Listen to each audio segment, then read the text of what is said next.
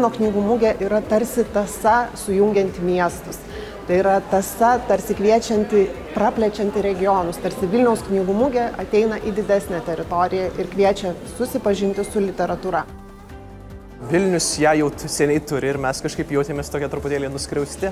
Kultūros žurnalas Nemunas gimė Kaune ir jame turi redakciją. Kaipgi be Nemuno žurnalo Kauno knygų mugė, tai mes galvom, kas čia būtų nuodėmė nedalyvauti. Dažniausiai yra klausimų apie Kauno menininkus ir ką rašote apie Kauną. Tai Kauno tematikos yra einamos čia knygų mugėje. Matom, koks susidomėjimas. Mes patys pirmą kartą dalyvavom Kaune mugėje, visą Vilnių būdom. Džiugu, tiek tradicija užgimsi, tiek tik tęsiasi. Be to ir kolegos, susidraugauja su kaimynais, keitėsi knygom, kažkas tavo šaržą piešia, nuostabi atmosfera. Maniau, pabūsiu kelias valandas, įsidirbsiu visą dieną ir dar noriu.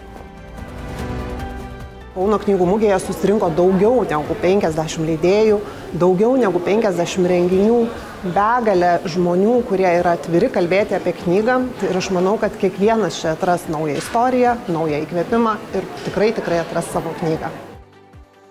Tiek esam leidėjai prisileidę, kad reikia ne 2, o gal ir 3 ir 4 Lietuvai knygų mugių. Daugiausiai, manau, sutraukia žmonių įvairūs renginiai ir susitikimai su pačiais rašytojais, su autoriais, tai mėgsta žmonės pabendrauti, tada įsigyja ir jų knygas. Ir aišku, ieško tam tikrų naujienų arba atitinkamų serijų naujųjų dalių. Vilniaus knygų mugė, kiekvienais metais vyksta ir pritraukia, aišku, žinoma, iš visos Lietuvos, bet Kaunas, tai yra pirmi metai, aš išgirdau, knygų mugė yra Kaune ir vien dėl to man buvo smalsu ateiti pažiūrėti, kas ką pasiūlys čia. Atėjau be tikslo ir sakau, gal net nenuspirksiu knygų, bet per 10 minučių jau 2 knygas turiu. Galvoju, kad pats metas yra pristatyti visiems muzikinį žaidimą plačiau, kol kas reklamuojamės tik internete, bet matom, kad čia gali ateiti kitokia publika, kitokie žmonės, kurie daugiau galbūt išrankus arba ieško kažko naujo ir tai yra būtent ta vieta, kada galime pristatyti.